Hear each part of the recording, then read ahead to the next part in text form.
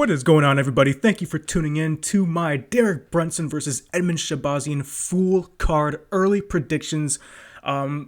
Just letting you guys know, please stay tuned. I will be posting out another video later during the week where I will be looking at the updated money lines, prop bets, best bets, and my personal bets for the card. We're going to take a look at this card from bottom to top. If there are any changes at all, any opponent replacements, any new fights, I will be posting down in the comments my breakdowns and predictions for those. So don't worry, because it is COVID season and a lot of fighters pull out.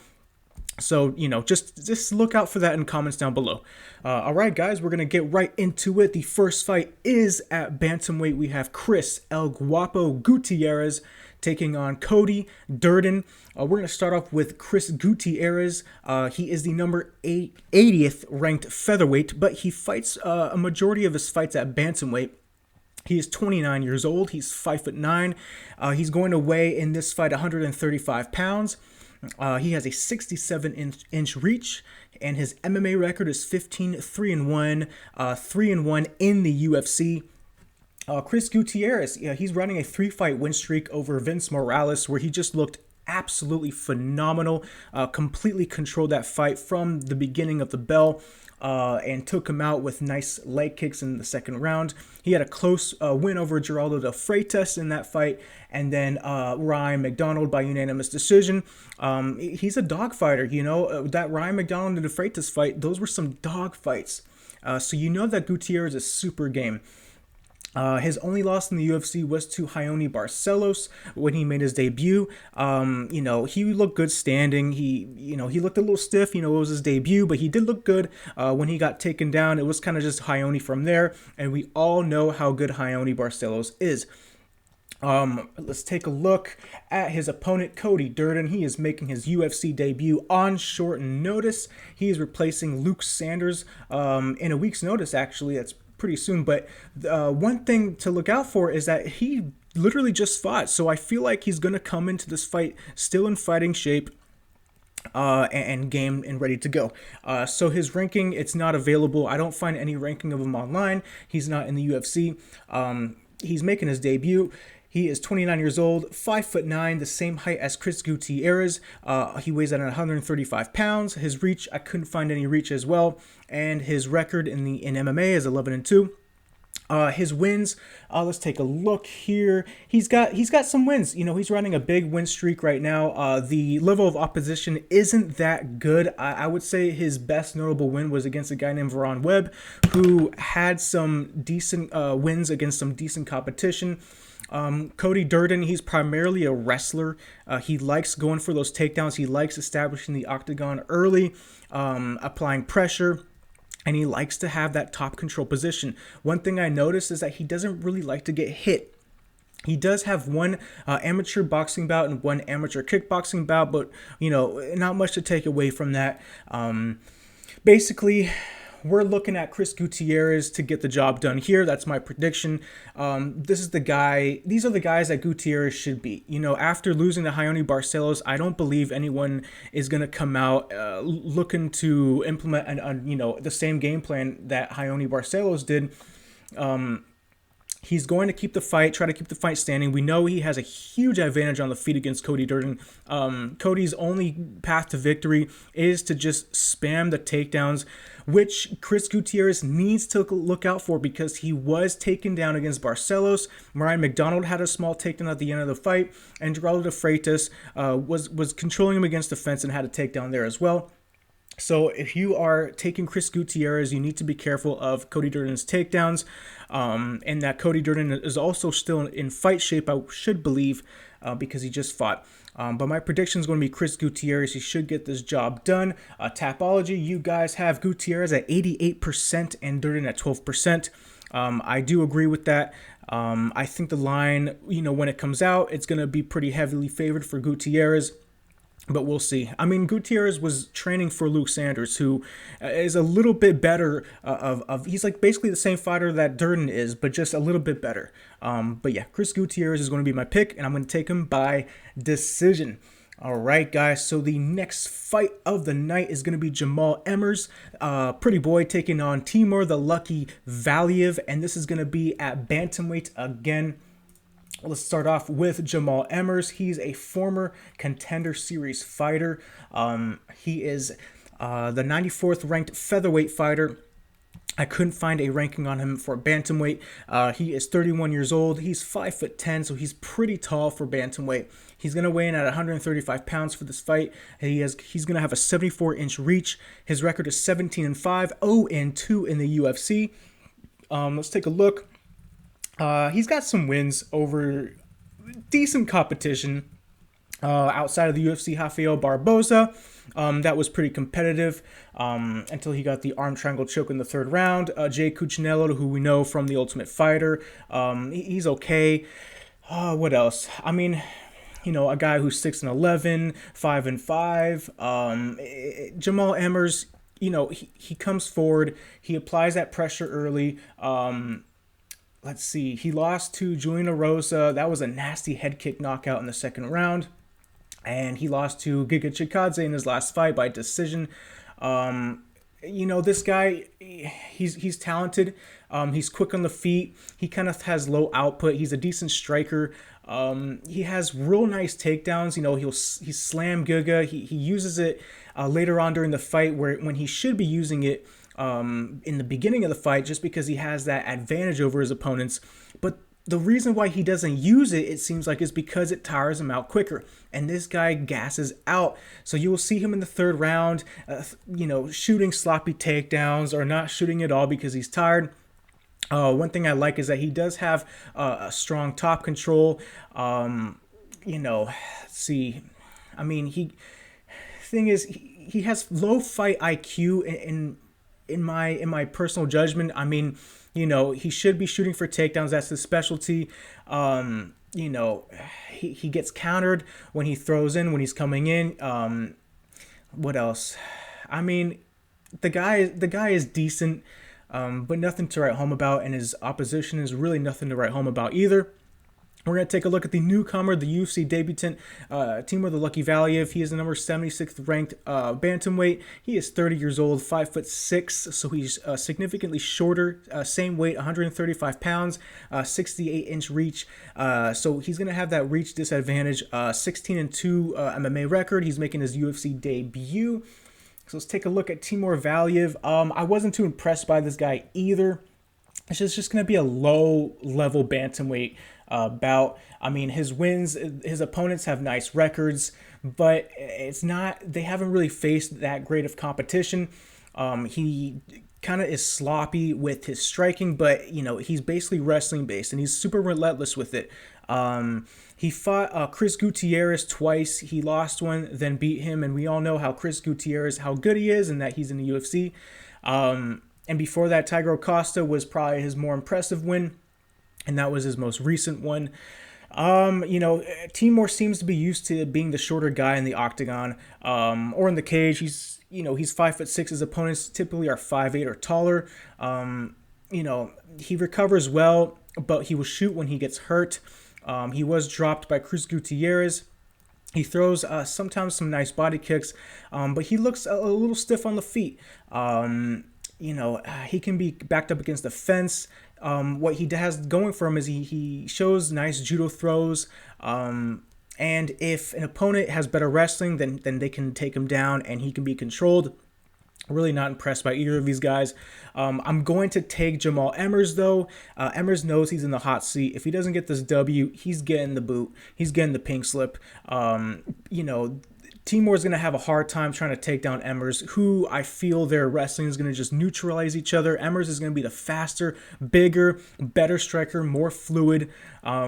You know, and if anyone's going to get the takedown, I feel like Emmers is going to take Timur down, as we've seen Timur taken down before. And Timur doesn't pack that much power to finish Emmers, unlike that kick from Julian Erosa.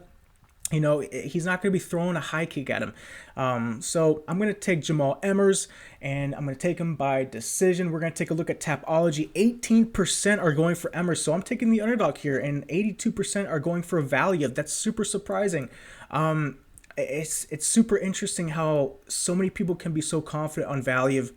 His striking is stiff and sloppy. He just it's wrestling. That's all he's gonna do.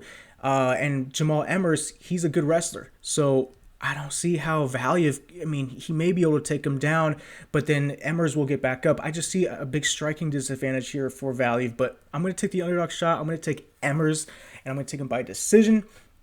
Next up, we are going to move to the middleweight division. We have Markus Maluco Perez taking on Eric Zabrinha Spicely. So we know all about these two guys. I liked how he had that Joker face paint Markus Perez did in his last fight. And Eric Spicely, he's been through, he has a lot of fights in the UFC. But we're going to take a look at Markus Perez. Markus Perez. He is the 42th ranked middleweight. He is 30 years old. He is 6'1", weighing at 185 pounds, 73.5-inch reach, 12-3 record. He is 2-3 in the UFC. He has some nice wins over Anthony Hernandez and Ian Heinisch. Let's take a look here.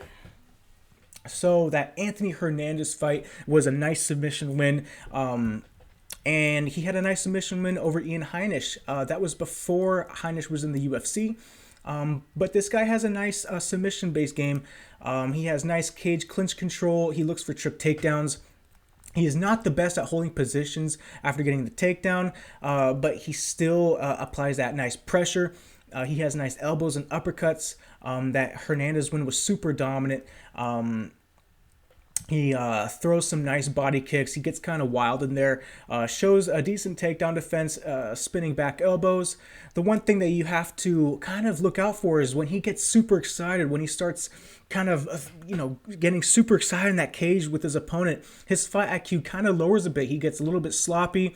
He starts brawling, getting hit as well. He overexerts energy, and that can cost him the fight, as it did against Andrew Sanchez.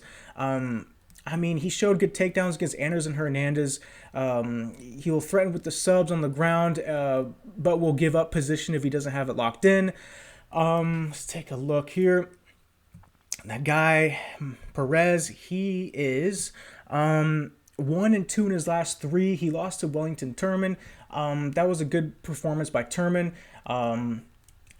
Perez looked all right in that fight. Just Herman looked better that night. Hernandez, like I said, it was a dominant win. The Sanchez fight, he could have won that fight, but he let Andrew Sanchez kind of dictate that one later on the fight. And then James Boknovic, who's no longer in the UFC, and then that loss to Eric Anders in his debut. He hasn't fought, bad opposition at all. Anders, Sanchez, Wellington Turman, they're all UFC caliber guys, just lower level guys. And then his wins over Hernandez, Hernandez is a decent win. Nothing to write home about. The Ian Heinisch one in 2017, I think in the rematch Ian Heinisch would win, but that was still a nice win. Let's take a look at his opponent, Eric Spicely. Eric Spicely, he is the number 49th ranked middleweight. He is 33, 6'2", 185 pounds with a 73-inch reach. He has 12-5 MMA, 2-5 in the UFC. So let's take a look here. He hasn't fought since last June, and it was a loss against Durden win. It was a pretty back and forth fight. Really not much that happened in that fight. Durden win is kind of a bad loss. I don't view Win as a UFC caliber fighter. Before that, it was 2 back-to-back wins in the CES, so he was cut, and then he got those 2 wins and got brought back up into the UFC. Before that, it was a 3 losing streak to Darren Stewart. He got finished in that one. Gerald Meerschaert, he got finished in that one. And Antonio Carlos Jr., he got submitted. And prior to that, Alessio Di Chirico by triangle. And of course, the fluky Thiago Santos win that will haunt us. But here's the thing, this guy, he's a black belt on the ground. He has good submissions, but at the same time, he can also get submitted himself. He's slow. He's kind of plotting. He'll plot his shots. He has faced the better opposition, more UFC experience. But the thing was, he's getting tagged and hurt by Meerschaert, which is a red flag. The one thing that Eric Spicely has going for him is he has nice trip takedowns. He's got a strong back control when he's the guy on top. or around the back with the body triangle. He's got a nasty body triangle. Let's see, he's susceptible to body kicks. Alvey submitted this guy with the standing guillotine. He looked all right against Win. He showed some heart and grit. Striking is just low level. It's okay. I mean, he doesn't throw much volume. He just looks for that significant shot. And Stewart dropped him with the jab. He showed some all right takedowns against Carlos Jr., but I mean, Carlos Jr. just out-grappled him. I mean, this guy is game. You know, he's got heart. It's just either he's going to finish or he's going to get finished. With that being said, I'm going to take Perez here. I mean, Perez may have the lower fight IQ, but he's got the better chin. I believe he's faster on the feet. He can defend the subs pretty decent. He's got some decent subs of his own, so I feel like, you know, if Spicely gets him down, I feel like Perez can work. He's not going to get submitted right off the bat. And Perez has a chance to submit Spicely if he's on top. He just needs to watch out about gassing out or getting too excited. You know, Spicely has taken a lot more damage than Perez has. So, I mean, I'm going to take Perez by decision. It could be a sloppy fight, but I like it. You know, I like it for Perez. This should be a guy that Perez should get past, you know, and to start accumulating some wins in the UFC. All right, guys, so let's look at Tapology. You guys have Markus Perez at 80% and Eric Spicely at 20%. I feel like it could be 70-30 or 65-35. 80-20 is a little bit high. I'm pretty surprised by that, but I still have Markus Perez to win. All right, so next up, we have an interesting one. We have Ray, the Taz Mexican Devil, Borg taking on the newcomer Nathan Mayhem Maness. So we're going to start off with Ray Borg. He is the number 33 ranked bantamweight. He is moving up. He's fought at bantamweight his last few times. He used to be a former flyweight contender. He's 26 years old. He's 5'4", 135 pounds, 63-inch reach. He is 13-5 MMA with 7-5 UFC record. His best wins were against Rogerio Bontorin, Juicy Formiga, Luis Smoka. He fought DJ, but that was a long time ago. Basically, I mean, you know, you look at Ray Borg, his last loss against Ricky Simon, or you say Ricky Simone, you know, Ricky Simone was controlling him, taking him down. It was a grapple-heavy fight. Before that, there was a nice win over Rogerio Bontorin, who I still, you know, value as a prospect in the flyweight division. Or actually, was it flyweight? Let's see. Yeah, it was flyweight. So he moved up for the Ricky Simone fight at 35. He fought Gabriel Silva and won that before the Bontorin win at 35. And he fought Casey Kenny at a catch weight, but that was basically near 135. The Kenny loss, he was coming off a almost 2.5-year layoff. And Kenny, you know, imposed his grappling. It was super back and forth. I just think the layoff hurt Borg a little bit. Let's take a look. You know, at Nathan Maness, he is not ranked. He's making his UFC debut. He's 29, 5'10". This guy is freaking huge for the bantamweight division. He has fights at featherweight. He's had fights at lightweight, and he's just a big guy.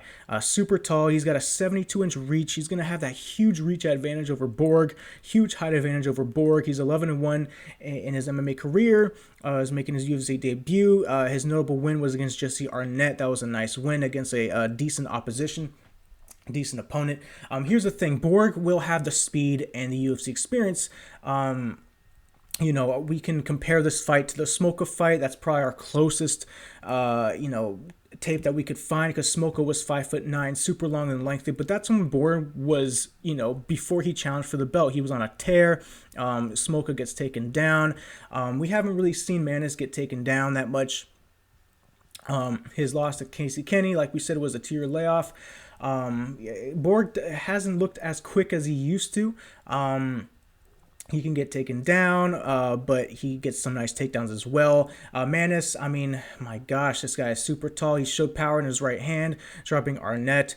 He didn't really show that he was tired. Opponents have been able to pressure Maness, so that's something to watch out for. Borg can use his pressure. Maness is used to fighting the taller, bigger bantamweights. I mean, this Borg might be the shortest fighter Maness has ever fought. We'll have to see how he looks in there. He stated in an interview recently that he hasn't watched any of Borg's fights yet, so that's also something to watch out for. He hasn't had much of a camp preparing for Borg. And Maness, I've seen him get some decent takedowns of his own, but the ground game is not as good as Borg. I feel like Maness is going to have the stand-up and the power advantage, and I feel like Borg is going to have the grappling and takedown advantage. My prediction for this fight, I'm going to go, it's a tough one. I feel like this fight might be closer. There's a lot of question marks. Borg is fighting the tallest, biggest guy he's ever fought. He is significantly slower than how he used to look. And Borg likes fighting at flyweight, but he can't make that flyweight weight, so he's fighting a bantamweight here. He's kind of a mid-sized bantamweight. Nathan's going to be the much bigger guy by fight day.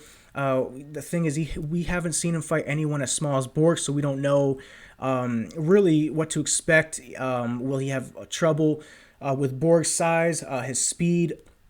We'll have to see. It's a tough one. I'm going to have to stick with Borg by decision. I'm not confident in this one just because of those question marks that we pointed out. But I'm going to take the guy who's had the UFC experience, who can grapple, who can take down, and that's all he needs to do is get those takedowns, secure that top control over Maness. Don't let him get his shots in. And Borg knows what to do here. I feel like it's super simple to figure out what he has to do. It's just a matter of him doing it. So I'm going to take Borg, not very confident. And you guys on Tapology, you guys have Ray Borg at 85% and Maness at 15%. That's too wide. That's crazy. I mean, how can you be that confident in someone who has never fought someone this big before, and who isn't the same fighter that we're all used to seeing? I do think he'll weasel out a win, but man, 85% on Ray Borg. All right, so the next fight of the night, we're gonna have Ed Short Fuse Herman taking on Gerald GM3 Meerschaert. Wow, so Ed Herman's still fighting in the UFC. I mean, this guy has been in the UFC forever. This guy's the ultimate veteran. He's on a 2-fight winning streak. He's the number 28th ranked light heavyweight. He is 39 years old, 6'1", 205 pounds, 75-inch reach. He is 24-14 overall MMA record, 13-11-1 in the UFC. He's coming off 2 wins back-to-back over Khadis Ibrahimov and Patrick Cummins. The Pat Cummins, he had a nice knee knockout win. In the Khadis fight, he showed a lot of heart, a lot of grit, durability. He showed that he could hang, and I know Khadis isn't the guy that we all thought he was going to be, but before Khadis got finished in his last fight and looked to be, kind of like someone that we should be ignoring now, Herman, he showed a lot of grit. He showed a lot of toughness, and I liked what I saw out of him. He went 3 rounds hard with this guy. Could this be this could be the Herman resurgence? Maybe. Let's take a look. So he's coming off 2 back-to-back wins over Cummins and Ibrahimov, like I said. Before that, it was a split decision loss to John Vallante. Not very exciting. The CB Dalloway one was a bad loss, but that was in 2017. And before that, we're not really going to take a look at his fights. They were, back in 2016, 2014, 2013, 2011, and so on. We're just taking a look at his most recent fights. But I like what I've seen so far in his most recent fights. Let's take a look here. Basically, Ed Herman, like I said, been in the game forever. He's tough. He's scrappy. His last loss by submission, we need to look out for this one, was in 2013 against Jacare. We know that Gerald Meerschaert, he loves the submissions. Herman has actually showed some decent submission defense, and he showed that he was hard to take down. You kind of have to knock him out early, or Herman will kind of make it a dogfight.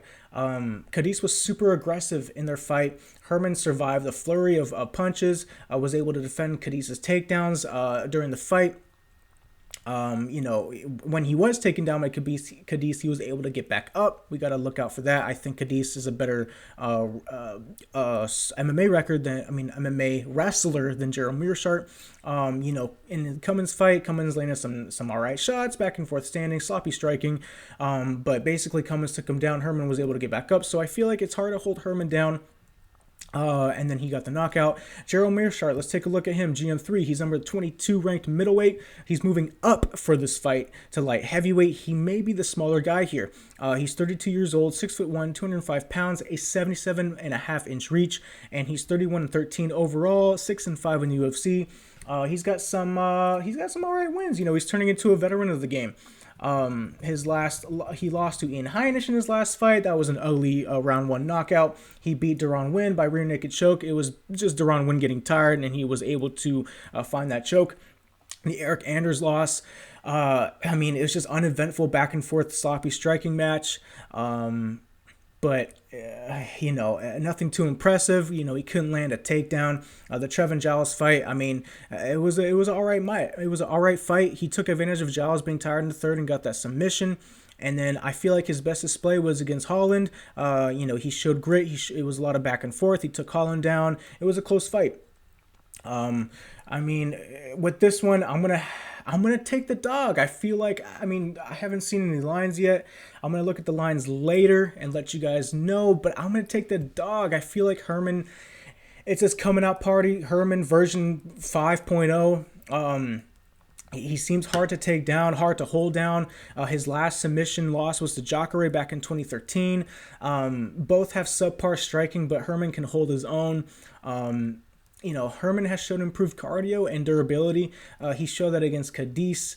And really, Meerschaert doesn't have the striking or power, in my opinion, to KO Herman. So I'm going to take Herman for the upset. And let's take a look at what you guys think on Tapology. Herman, 17%. And Gerald Meerschaert, 83%. My gosh. I know Herman is an old dog.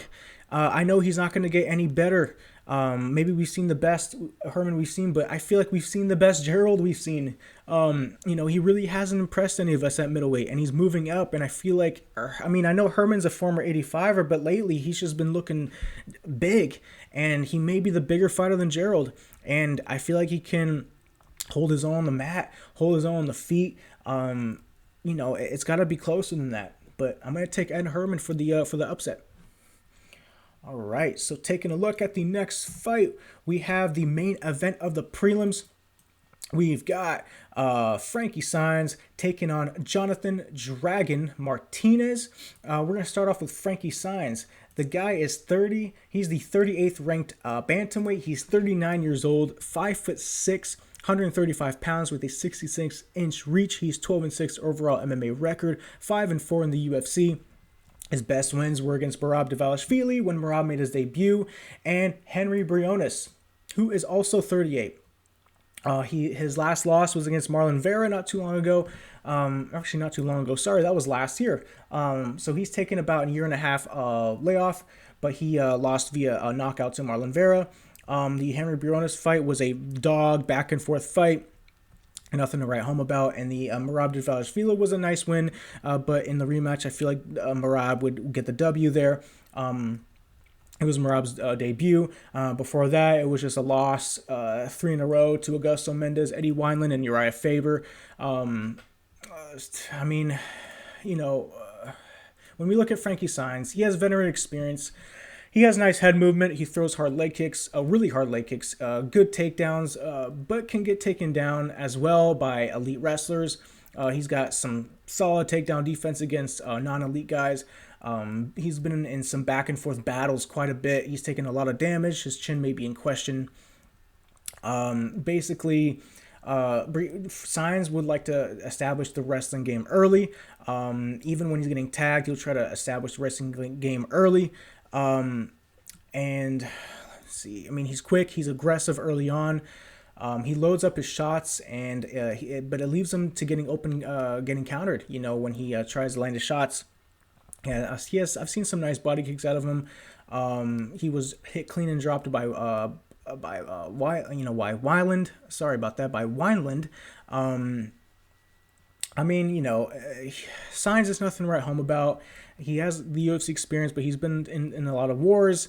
Let's take a look at the younger guy, Jonathan Martinez now. He is the number 40th ranked bantamweight. He's 26, 5'8", 135 pounds, 69.5-inch reach. So he'll have that reach advantage a little bit. 11-3 MMA and 2-2 in the UFC. His notable wins were against Ping-Wan Liu and Luigi Biren. I like that win against Ping-Wan Liu. That was that nasty knee that he landed in. And this guy looks like a good striker. Again, with Luigi Biren too. He had some good striking. Andre Ewell was a back-and-forth striking affair that could have gone either way, but he lost that split decision. And then his debut against Andre Sukumtath. I believe he would beat Sukumtath in a rematch, but that was a back-and-forth striking exchange. He's primarily a striker. He's very technical. I feel like Jonathan Martinez in the first round may be slower than Frankie Saenz. The one thing that he has going for him is that he fights very tall. I feel like he has a similar style to Marlon Vera, like a poor man's Marlon Vera a little bit. He can be taken down, but he works really hard to reverse, get back up. He threatens with submissions. Jonathan Martinez has fought flyweight before, which is interesting. So, it was a scrappy back and forth fight against Ewell. He was able to establish a clinch game, nice low kicks.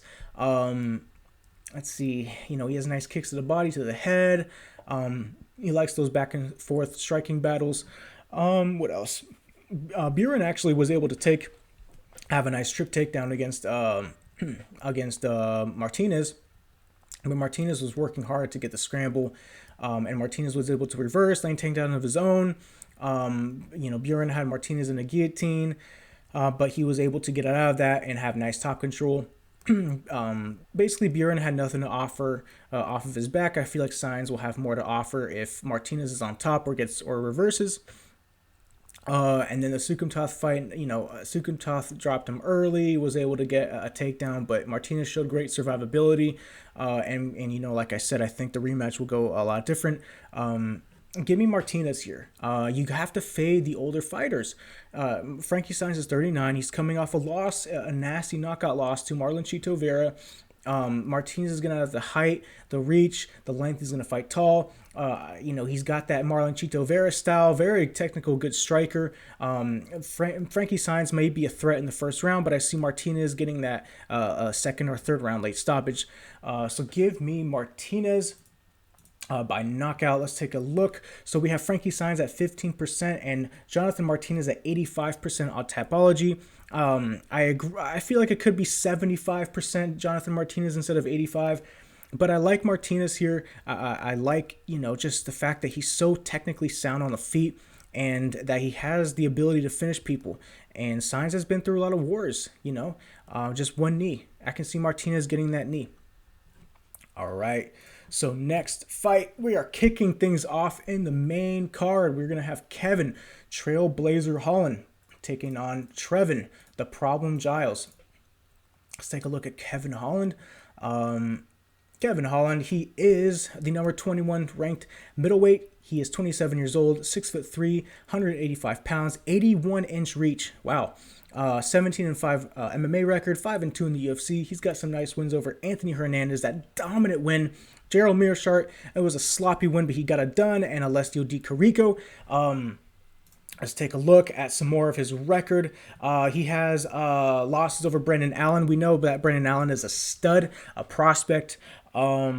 What else? He has a win over John Phillips. He lost to Thiago Santos. That was an impressive showing against Thiago Santos. He took his best shots and was able to survive. Pretty impressed by that. One thing about Kevin Holland, I'm going to point out and say he has questionable fight IQ. He'll put himself in bad spots at times. He's super aggressive early on. He likes to clinch, control against his opponents against the cage. Strong ground and pound, will threaten for submissions, but he can also get submitted himself. He can burn out easily if he's doing too much. So that's a problem. He needs to pace himself a little bit better, and I'm hoping that he's done that. Overall, he's got a good chin. He's never been knocked out. And I see that he's real fast on his feet. Against Hernandez, he had that stepping sidekick finish early. He shows power, volume. Di Carico, very aggressive. Throws volume early, able to land a few high kicks of his own. And then the Allen fight was back and forth with the takedowns, but you know, Allen just got the better of the grappling. But that was a fun fight. And Meerschaert, ugly, but you know, he did what he did to get that close decision. Let's take a look at Trevin, the problem Giles. He's number 37th ranked middleweight. He's 27 years old, 6 feet, 185 pounds, 74-inch reach, 12-2 MMA, 2-2 in the UFC. His notable wins were against Ryan Spann at middleweight. I don't believe that was in the UFC. Let me just double check that. Yeah, so Ryan Spann, that was an LFA before the UFC, and James Krause, that was a split decision where Krause literally came in at 1 day's notice, moving up 2 weight classes, because Krause fights majority of his career at lightweight. He's fought a few times at welterweight, but still, Krause gave him a good fight. He's coming off 2 losses to Gerald Meerschaert by guillotine choke. Zach Cummins, guillotine choke. So this guy can't get submitted and he can't get tired in the 3rd round. I mean, overall, let's take a look at my notes. So Giles works with submissions, but he's also susceptible to getting submitted himself, as I've pointed out. I feel like Giles has a really low output. He's a smaller middleweight, in my opinion. Kevin Holland's going to have the size, the height, the reach advantage. Giles likes to use his jab, but I feel like he's going to have a hard time landing that jab to Kevin Holland because he's so tall. He's got decent boxing. He plots. He kind of wants his opponents to chase. He can be controlled against the cage. High output on top, low output on bottom. Giles, let's see. I feel like if he rematched Ryan Spann and Brandon Allen, he would lose those fights. Against Krause, you know, Giles was more active. He was taken down by Krause, getting back transitions, threatening with rear naked chokes. I mean, you know, we pointed out that Krause came in, you know, on day's notice, basically no camp at all, to save the card. But yeah, you know, Giles was having problems with Krause, but took that split decision. Trevin Giles has a heavy right hand that he landed. He has some decent takedowns against Meerschaert. Not worried being on the mat with higher level submission artists. You know, we see that. You know, he has decent takedown defense early, but he gets tired and gives up takedowns later on in the fight. He works hard on the mat to reverse if on bottom. Not a lot of damage on top. You know, when he's on top control, he doesn't land too much. He'll get reversed, and you know, he gets tired and sloppy later on in the fight. Same thing with Cummins. You know, I mean, Cummins, you know, he had a lot of success landing the body kicks and he was out striking Giles. You know, trying to, you know, he tries to get his opponents to chase. I've noticed that. He doesn't check much leg kicks. He uses shoulder strikes in the clinch. Against the Cummins fight, he was able to maintain clinch control against the cage. Cummins dropped him with a big left and finished for a guillotine. So we've seen him get dropped and submitted. We've seen him get out grappled and submitted. We've seen him get tired and get sloppy. Just a low output. With this being said, I'm gonna have to take Kevin Holland here. I know I said he's got questionable fight IQ, but you know, he's gotta realize, hey, you know, I'm in the UFC. This isn't my first or second or third fight anymore. I feel like he's gonna train hard, fix those issues. But I'm gonna take Kevin Holland by decision. He's the bigger, stronger guy. One thing that he likes to do is put guys up against the cage, and that's where Trevin Giles has issues with, is guys holding up against the cage. If this fight goes to the ground, Kevin Holland will be the bigger, stronger, faster guy, will be able to get the submission. Giles, you know, he can get the submission too, but I just see him having problems against a big guy like Kevin Holland. Colin will have the speed and striking advantage. Give me Kevin Holland by decision. Let's take a look at Tapology. Wow, you guys have Kevin Holland at 92% and Trevin Giles at 8%. I would land at 82% Kevin Holland, not 92, but I do see Kevin Holland getting this W. All right. Let's take a look at the next fight, guys. We have the rematch between Lando Groovy Vannata and Bobby King Green. All right, so let's take a look at, first, we're going to take a look at Lando Groovy Vannata. He is the 36th ranked lightweight. He is 28 years old, 5'9", 155 pounds, 71-inch reach, 11-4-2 MMA. He's 3-4-2 in the UFC. He's got some nice wins over Yancy Medeiros and John McDessie. Nothing to write home about, but good performances there, excuse me. I'm going to take some water real quick. Here we go. So he is fighting in the rematch against Bobby Green. Let's take a look at Vannata. During the Green fight, he had some nice leg kicks, nice body kicks. He seemed like the more active fighter. He had that illegal knee in the beginning of the fight that, allowed Green to recover. He dropped Green, almost TKO'd him. 1 point was taken from Vannata. I feel like if that 1 point wasn't taken, he could have won that fight. He throws a lot of spinning kicks in his fights, submission attempts, standing guillotine versus Green. He's been able to take down Green.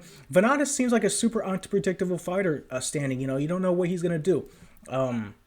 He was landing the right hand constantly. One thing that Vannata does, he shows damage, and that could sway the judges. He also slows down a little bit by the third. He kind of lacks power in his hands, finishes with kicks, doesn't check many kicks himself. He has that win over Yancy Medeiros. That was a nice win. And then he lost to Mark DeCasey. He just got struck by DeCasey. Then the Marcos Mariano win wasn't really impressive. The guy is 6-4, but he was there to get that bounce back W. He drew against Matt Fervola. That was a dogfight. Drakkar Klose. Drakkar Klose was able to dictate the pace of that fight for the most part. Then he drew against Bobby Green. Lost to David Timur. John McDessie he beat. Lost to Tony Ferguson. I mean, he's lost to some really good guys. Ferguson, Timur, Close, DeCasey. Like, he hasn't fought scrubs. Like, his opposition is really good. Let's take a look now at Bobby King Green. He is the 31st ranked lightweight. He's 33 years old, 5'10", 155 pounds, 71-inch reach. He's 25-10-1, 6'5-1 in the UFC. He's got some nice notable wins over Clay Guida, Eric Koch, and Josh Thompson. That Thompson fight back in 2016, I believe. Let me see. 2014. Wow, okay. So, Green he's been a UFC veteran, but he is also kind of an inactive fighter. His last win against Clay Guida, it was just a back and forth dogfight. Bobby Green looked more impressive. He got that nice clear decision, and then before that, he lost a decision to Francisco Trinaldo. Drakkar Klose. Eric Koch, he had a nice decision win over. Green, he feels comfortable in the clinch against the cage. He has decent takedowns. He likes the jab and left hook. That was damaging Lando in their fight, actually. And then in their fight, he was looking fresher in the third. Green against, Drakkar Klose, Trinaldo, he showed a good chin overall. He was only finished once by KO against Dustin Poirier. He's pretty durable. He's hard to put away. The thing is, he doesn't check leg kicks either, and he has not finished a fight, actually, since 2013. So you have to take that into account. This may be a decision fight. He has nice trip attempts, inside trip attempts. But Green is a guy that it's hard to look good against, and he'll keep the fight close. Rewatching the first fight when they had, Lando was looking good. He was looking like the more active fighter, the more aggressive fighter with the better shots. Green was turning it up later on in the fight as Vannata was getting tired. But, I'm going to have to say Vannata by decision. Minus that 1 point that he got for the illegal knee, I feel like it could have been a split decision Lando. I feel like Lando's going to, rewatch the fight. He's going to make the changes. He's going to be more crisp. He's going to be the more active guy. Bobby Green just doesn't do enough for me. I'm going to take Vannata by decision. Let's take a look at what you guys think. We have Bobby Green 34% and 66% for Vannata. It could be closer. It could be 56% Vannata, just because, of their last fight. But I agree. I think Vannata should be the favorite here, and I'm going to take him by decision. All right.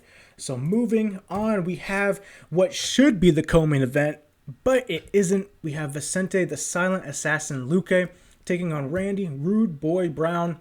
Vicente Luque, he is the 12th ranked welterweight.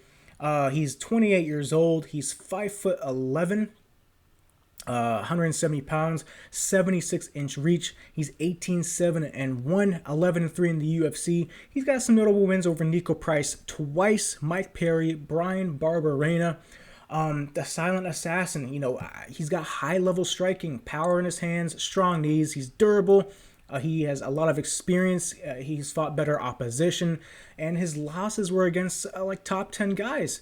And Stephen Wonderboy Thompson, It was a back and forth fight, but Thompson edged it out later on in the fight. And Leon Edwards, who is top 5 right now. The one thing that Vicente Luque that we have to acknowledge is that the guy has taken so much punishment. Every fight is like a back and forth fight. He loves those dog fights. He gets hit. He's durable though, and he can hit right back just as hard. So that's one thing to look out for, but super high level striker. Let's take a look at Randy Rude Boy Brown. He's the 26th ranked welterweight. He is 30 years old, 6'3", so he's going to be significantly taller, 170 pounds, 78-inch reach, 12-3 MMA, 6-3 in the UFC. He's got some notable wins over Warley Alvarez, Brian Barberena also, and Mickey Gall. Randy Brown, he fights long and rangy. He uses his jab well. He threatens on bottom with submissions when he gets taken down or when he's on top. He has no issues fighting 3 rounds. That's the one thing to look out for. I think his cardio may be an advantage here if it goes to the 3rd round. He shows decent ground and pound, nice legs, nice body kicks, applies nice pressure. One thing is he has less experience, and he struggles against top-tier fighters. When he gets that step up in competition, he kind of just chokes and he loses.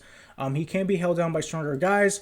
Vicente Luque, we know, is a strong guy, and he got his chin cracked by Nico Price from top. He was on top, and he got cracked by Nico Price and knocked out. So that's something to look out for. Could Randy Brown be a little bit chinny? Maybe.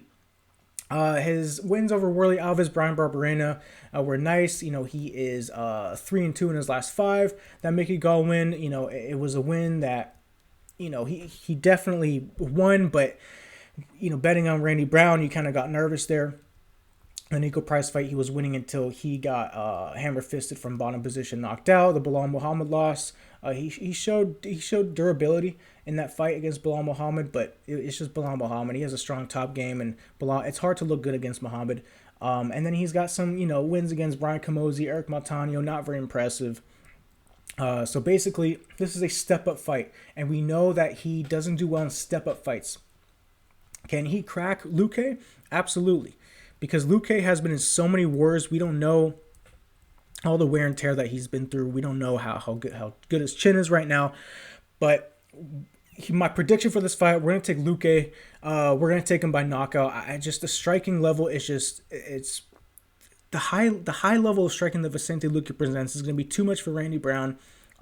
He can hold his own in the grappling department. I feel like he could be just as strong as Randy Brown. The experience is there, fighting Wonderboy Thompson to go into fighting Randy Brown. There's levels to this. And I don't see Randy Brown getting past this one. I like Luque here, and I like him to knock him out. Randy Brown's been hurt before, and Luque hits hard. So let's go. Tapology, what do you guys think? 91% of you say Vicente Luque, and 9% Randy Brown. So a lot of confidence in Vicente Luque to get the job done here.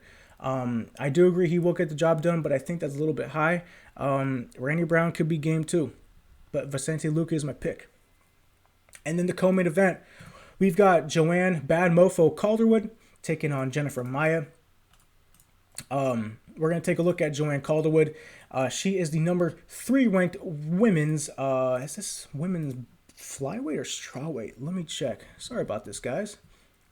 She is flyweight. Okay, so she's the number 3rd ranked women's flyweight. She's 34 years old, 5'6", 125 pounds, 65.5-inch reach, 14-4 record, 6-4 in the UFC. She's got some nice wins over Andrea Lee, Ariane Lipskin, and Kalindra Faria. She's a UFC vet, clearly. Clearly a UFC vet. She is 3-1 in her last 4. She had a nice split decision win over Andrea Lee. I personally scored it for Lee by split decision, but close fight. Caitlin Chukagian, she lost that fight. It's hard to look good against Chukagian. And then Ariane Lipsky, she showed her groundwork against Lipsky. And Kalindra Faria, who, is, I don't rate that high, but it was still a nice triangle armbar win. Then she lost to Cynthia Calvillo, where Calvillo took her down in the 3rd round and was able to hold her down in the 3rd round, but she looked all right. Jessica Andrade, we know Jessica Andrade is the former champ. She lost by guillotine choke early in that fight. And that's it. I'm not going to go way past that. we're going to look at her most recent fights. Basically, Joanne Calderwood, she has nice knees, decent stand-up, decent top control. She looks for subs against lower-level opposition. She looks for takedowns. She keeps working from top or bottom, which I like. And she's got a ton of experience, ton of UFC experience. I noticed that Joanne Calderwood slows down a little bit in the third. She can be taken down, controlled. She shows a lot of damage in her face, just like Lando Vannata. When you show damage in your face, it could sway the judges. She shows no threat, absolutely no threat if her opponent has better BJJ, and she can be controlled and taken down by better grapplers. And I like that she throws wide winging hooks. That's her weapon right there. Jennifer Maia, let's take a look. She's the number 6th ranked women's flyweight. She's 31 years old. She's 5'4", 125 pounds, 64-inch reach. She's 17-6-1 MMA, 2-2 in the UFC. Even though she's only 2-2 in the UFC, this girl has a ton of experience. Her best wins were against Roxanne Modafferi twice and Alexis Davis. Let's take a look here. So she lost to Caitlin Chukagian as well. Another girl that basically just looks so... It's so hard to look good against Chukagian. So hard. But they both have that similar loss of decision. Roxanne Modafferi, she had that nice win over her again. Just established her game, dominance. Alexis Davis, she was taken down by Alexis, but she was able to hold her on the feet and get some damage in. And she lost her debut to Liz Carmouche. Carmouche also is another good grappler. Carmouche took her down, but Maia showed that she was game in that fight. Maia is a constant worker early in bad spots, which I like. She has nice knees. She shows she has more pop and power in her hands than Calderwood, in my opinion. She's aggressive, strong against the cage, decent takedowns early. She's got a ton of experience, like I said. She's fought decent competition too, I feel like the opposition was better on Calderwood's side, but this girl's no scrub. She can be controlled against the cage, which I don't like. She's willing to take shots to give shots. I don't like that either. She can get taken down eventually. In like the second and third round, she was taken down by Carmouche. And she doesn't really show much urgency to work from bottom. With that, I'm going to take Calderwood by decision. I mean, this has like split decision written all over it. We could see if one girl gets on top, the other girl really isn't going to do much. I could see a lot of back and forth with this one. Close, scrappy. But yeah, I'm going to take Calderwood via split. She's a little bit bigger. And I like that she works from bottom. Jennifer Maia doesn't really show that urgency to work from bottom. So I like that Calderwood is a little bit more active if she gets taken down. And riding that momentum, that Andrea Lee win, riding that momentum, that's a real thing. All right, so let's take a look at Tapology. You guys think Joanne Calderwood, 91%. So you're saying, wow, she's got the same percentage as Vicente Luque. That's crazy. And Jennifer Maia coming at 9%. This is much closer than you guys think. Much closer. Calderwood, maybe 61%. I don't know, 59%. You can't be that confident in Joanne Calderwood, but my prediction will be Calderwood. It's going to be an ugly split decision probably, but you can't be that confident. All right, guys, and in the main event, Derek Brunson taking on Edmen, the Golden Boy Shahbazyan. We're going to start off with Derek Brunson. He is the number 8th ranked middleweight. Excuse me. He is 36 years old. He is 6'1", 185 pounds, 77-inch reach. He's 20-7, 11-5 in the UFC. He has notable wins over Ian Heinisch, Lyoto Machida, and Uriah Hall. Let's take a look at Darren Brunson. So we have to take into account that he is 36. He's not as fast as he used to be, but he still has that blitz power that we need to look out for. He paced himself and looked good against Ian Heinisch. That was an impressive win, I gotta say. The Elias Theodoro win, super uneventful, nothing to really write home about. Lost to Israel Adesanya. He looked okay until basically he couldn't start taking Izzy down anymore, and Izzy just cracked him. Ronaldo Souza, high kick loss. Boom, got him right in the high kick, right in the side of the head, put him down. Lyoto Machida was a decent win. It wasn't the same Lyoto as back in 2013. It was an older Lyoto, but still, it was a win that he needed. Dan Kelly, round 1 win. Kelly, older, 40 in his 40s, doesn't fight anymore. Before that, Anderson Silva lost, an eventful win, super technical. Robert Whittaker head kick loss. Basically, Brunson, we know, has power in his left hand. He has a decent high kick. He shows heart and durability when he gets hurt.